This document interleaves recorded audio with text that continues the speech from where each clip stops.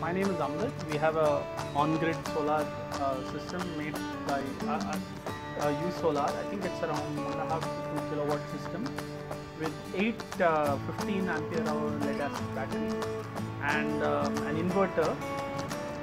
We have used it for the last 5 years and it's worked very well.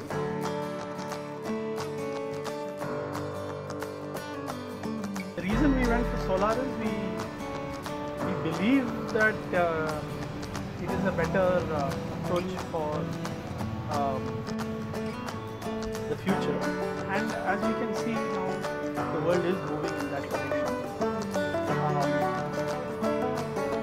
We hope to continue in future, and maybe in future we want to go for a fully off-grid system.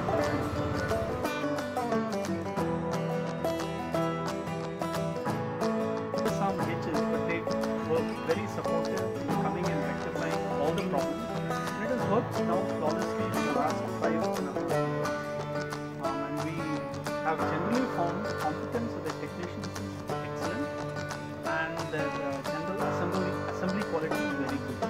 So I would strongly recommend them to anybody for a household system such as the type we have, particularly for their service backup and prompt action.